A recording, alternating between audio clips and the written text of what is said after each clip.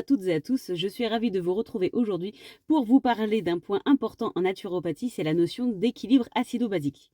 Alors c'est vrai, ça peut paraître compliqué, un mot un peu barbare, mais je vais essayer de vous expliquer ça assez simplement aujourd'hui pour que vous puissiez comprendre l'intérêt justement de contrôler cette acidité qui peut être présente dans notre corps. Il faut savoir que un terrain acide est propice vraiment à l'apparition d'énormément de maladies. L'acidité, c'est quoi? C'est ce qu'on appelle aussi le pH. Donc le pH, c'est le potentiel d'hydrogène et toute solution, en fait, a un pH. Pour rappeler un petit peu au niveau, de vos cours de chimie, c'était pas mon truc non plus, mais je vous rassure, je vais faire très simple. Donc, une solution entre 0 et 6,99, elle est dite acide. Entre 7,01 et 14, elle est dite alcaline. 7, elle est dite neutre. Il faut savoir que notre organisme, lui, se situe entre 7,35 et 7,45. C'est assez précis, c'est légèrement basique. Donc, c'est pour ça que quand on a des acidités, eh ben, ça va perturber l'organisme dans son fonctionnement. Donc, il faut savoir que ce pH physiologique permet les bonnes réactions enzymatiques et aussi le bon fonctionnement de nos cellules. Normalement, notre corps, lui, est censé rester en équilibre, donc entre 7,35 et 7,45, il le fait automatiquement. Pour cela, il va utiliser sa réserve basique, c'est-à-dire notre réserve de minéraux. Donc la majorité de nos minéraux sont présents dans nos os, dans nos dents, et donc il va aller libérer justement des minéraux. Quand il y a une acidité qui arrive, notre organisme va libérer ces minéraux présents dans ses os pour pouvoir contrebalancer. Pour vous imaginer ça, il faut savoir que quand vous plongez un os dans de l'acide, il va se dissoudre. Et ben là, c'est un petit peu pareil. L'organisme, pour réagir, quand on va avoir une acidité, il va dissoudre entre guillemets ses os pour pouvoir essayer de contrebalancer cette acidité. Donc c'est une réaction qui est chimique, mais que notre organisme fait par nature. Malheureusement, aujourd'hui, on a énormément d'organismes, nos terrains sont très souvent acides, de par des points qu'on va voir. Il y a des facteurs justement qui vont engendrer cette acidité et notre organisme arrive à pallier un certain temps, mais pas jusqu'au bout. Ce qui fait qu'on va avoir l'apparition malheureusement de pathologies un peu plus lourdes quand l'organisme n'arrive pas à réguler et à harmoniser tout ça. Donc, comme je vous le disais, quand le pH diminue, on va avoir ce qu'on appelle une acidose, donc c'est-à-dire une acidité de notre organisme. Et comme je vous le disais précédemment, cette acidité va permettre l'apparition de certaines pathologies. Tout d'abord, il faut savoir qu'un terrain acide est un terrain propice aux inflammations. Donc en règle générale, les états inflammatoires sont à la base de beaucoup de maladies. Ensuite, on va observer une déminéralisation puisque l'organisme libère ses minéraux pour essayer de contrebalancer l'acidité. Il va épuiser ses réserves et on va avoir du coup des carences. Qui dit carence dit aussi du coup troubles osseux. On va avoir des pathologies comme de l'ostéoporose, de l'arthrose, énormément de justement de maladies qui font que la constitution de nos os s'en trouve modifiée. Donc ensuite aussi, on va observer des troubles du rythme cardiaque. On va avoir des bradycardies, des tachycardies. On peut observer de l'hypertension artérielle. Il y a une fatigue aussi qui s'installe puisque l'organisme est vraiment poussé dans ses réserves. Il y a un ralentissement aussi de l'activité enzymatique puisque le pH n'est pas bon pour une fonction optimum. Il y a aussi des sueurs acides avec des démangeaisons. On va avoir des céphalées, donc des maux de tête, des nausées, des vomissements, des diarrhées et aussi l'apparition donc de pathologies inflammatoires comme je disais, comme par exemple le diabète.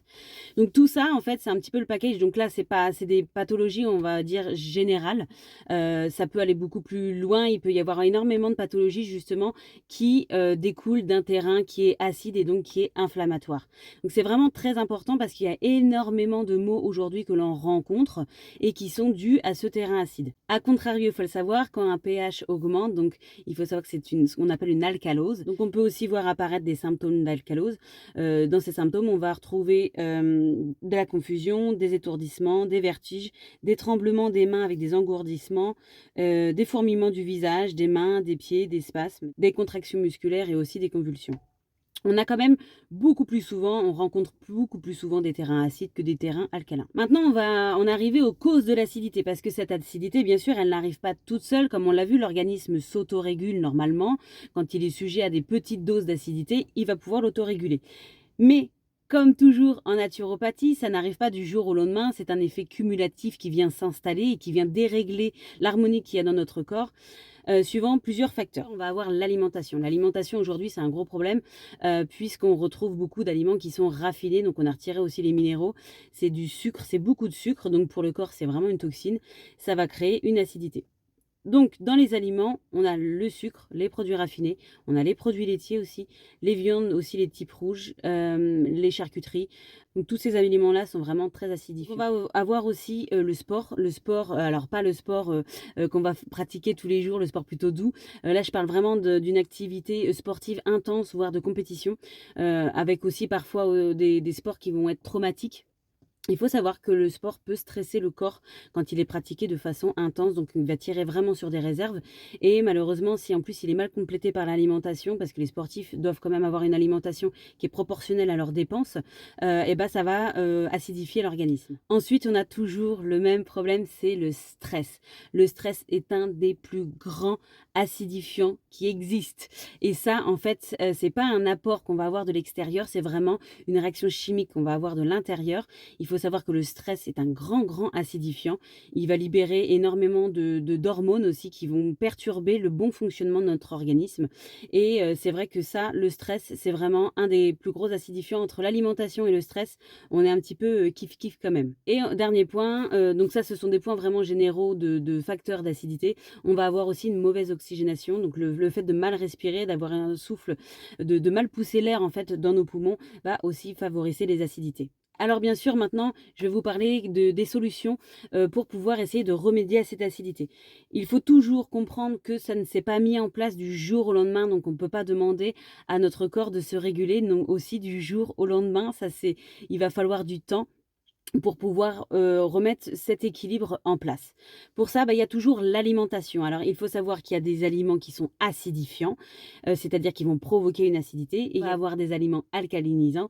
Donc là, c'est l'inverse, ils vont permettre de baisser l'acidité. Dans les aliments acidifiants, je vous refais encore un résumé. Donc, il va falloir éviter tout ce qui est produits raffinés, les viennoiseries, l'alcool, la caféine, la tomate, le fromage, les oranges, les sodas, tout ce qui est aussi boissons énergétiques, les viandes rouges, la charcuterie, voilà, tout ce qui peut être issu aussi des aliments transformés en règle générale. C'est vraiment pas bon pour l'organisme et ça crée des acidités. À la place de ça, on va favoriser donc les aliments alcalinisants. Pour vous en citer quelques-uns, on va retrouver par exemple les amandes, les épinards, les fruits rouges, la banane, l'avocat, le citron. Contrairement à ce qu'on pourrait penser, le citron est acide mais n'est pas acidifiant, il est alcalinisant. Et on va avoir aussi beaucoup les légumes verts. Donc en fait les produits basiques, les fruits, les légumes, puisqu'ils sont aussi bourrés de minéraux. Et c'est ces minéraux-là en fait qui vont reconstituer notre réserve et qui vont aider à diminuer l'acidité. Autre point, si vous pratiquez un sport de façon intensive, il est vraiment important que vous puissiez comprendre mieux vos dépenses au niveau énergétique, certes, mais aussi au niveau des minéraux, des oligo-éléments, pour pas créer de carences et pas créer de stress oxydatif dans votre organisme. Donc, il est important d'équilibrer vraiment l'alimentation suivant notre dépense physique. La gestion du stress, vous l'aurez compris, est primordiale dans l'équilibre acido-basique parce que sans ça, vous pourrez bien manger, vous pourrez adapter votre alimentation au sport, vous pouvez même prendre des compléments qu'on va voir plus tard. Vous pouvez faire tout ça si vous êtes dans un état de stress avec un système nerveux qui est tout le temps en hypersollicitation. Vous allez libérer un stress oxydatif et ça va vraiment perturber l'équilibre acido-basique de votre corps. Donc, pour cela, la gestion du stress, il y a plusieurs solutions. Il y a vraiment énormément d'outils. Je vous invite à regarder, il y a une vidéo, j'avais fait une vidéo précédemment justement sur le stress et la façon dont on peut s'aider pour pouvoir le gérer au mieux. Mais ça, c'est vraiment important. Si vous êtes sujet au stress, vous êtes sûrement sujet, si c'est de façon intensive, en fait, le stress, vous êtes sûrement sujet aussi à des acidités. Et de permettre de le gérer, ça peut vraiment aider déjà à équilibrer tout ça. Pour le manque d'oxygénation, c'est pareil. Je vous renvoie à la vidéo sur la cohérence cardiaque. Ça permet de mieux pousser en fait l'oxygène à la base pulmonaire, là où se font les échanges, et ça permettra une meilleure oxygénation. Il va du coup aussi falloir penser à reminéraliser l'organisme. Comme je vous le disais, l'organisme va libérer ses réserves de minéraux qui sont souvent présents dans les os. Donc, il faut reconstituer ces réserves-là. Donc, par l'alimentation, on peut aussi prendre des compléments alimentaires. Donc, les deux rôles des compléments alimentaires, ça va être de reminéraliser l'organisme ou encore de baisser l'acidité. Il y a des plantes qui le font. Tout ça, évidemment, ça demande quand même une prise en charge personnalisée parce que tout le monde n'a pas les mêmes niveaux d'acidité, tout le monde n'a pas les mêmes symptômes. On ne va pas aller travailler travailler sur les mêmes minéraux suivant les signes de carence. Et puis bien sûr, il faut être sûr que c'est compatible avec votre état de santé ou encore vos éventuels traitements. Ça, c'est toujours le fil rouge à chaque fois de toutes mes vidéos, mais ça, il faut faire super gaffe. C'est super bien de prendre des compléments alimentaires, mais c'est pareil, je le répète, si vous n'avez pas un système intestinal qui est au top pour les assimiler, tout ça, c'est vraiment plus compliqué. Donc le mieux, c'est quand même de faire un bilan de vitalité avec un naturopathe ou encore de voir avec votre médecin traitant si vous pensez être en déficit de certains minéraux, comme par exemple le magnésium, où c'est quand même assez facile de voir certains symptômes. Vous pouvez en parler à votre médecin traitant qui vous prescrira ce dont vous avez besoin. Donc voilà pour l'équilibre acido-basique. J'espère que du coup j'ai réussi à vous décortiquer ce terme un petit peu barbare mais qui est très intéressant et qui est surtout très important en naturopathie et en prise en charge en général parce qu'il y a énormément de personnes qui sont sur des terrains d'acidité et déjà quand on arrive à rééquilibrer ça, on voit quand même apparaître des améliorations de leur état de santé ou des pathologies qui sont déjà apparues. Donc on peut le faire avec l'alimentation, on peut le faire se renseigner un petit peu plus, de façon un peu plus poussée sur ce sujet et ça peut vous permettre de gagner en bien-être. Voilà, et je vous dis à tout bientôt pour une prochaine vidéo.